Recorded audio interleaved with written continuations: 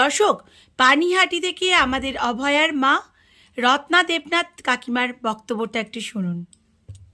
নমস্কার, আমি রত্না দেবনাথ, বিজেপির মনোনীত প্রার্থী ছিলাম।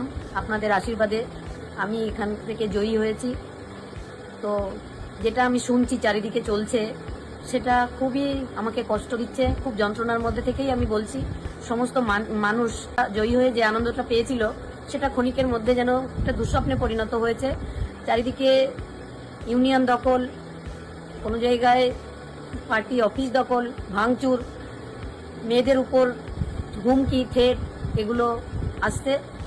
তো আমি তো সমস্ত পানিহাটিবাসীর সুরক্ষা চাইবো সবার প্রথমে, কিন্তু আমি এখনো কোনো ক্ষমতা হাতে না পেলেও আমি চাই আমার এলাকার সমস্ত মানুষ সুরক্ষিত থাকুক। তাই আমি প্রশাসনের কাছে বিনীত অনুরোধ করব, সে যে দলেরই হোক, সে সিপিএম, তৃণমূল বা বিজেপির কোনো কর্মী এরকম করবে এটা আমি আশাও করতে পারি না, আর আমি সেটা মানতেও পারবো না কখনো। তাকে আমি বিজেপির কর্মী বলে সমর্থন করতে পারবো না। তো যে দলেরই হোক, তারা এইসব কাজ থেকে বিরত থাকুক, আর না হলে প্রশাসন একদম খোলা হাতে তাদের যেন কঠোর ব্যবস্থা গ্রহণ করে। আমি কিন্তু কালকের পর থেকে এটা আমি সহ্য করব না।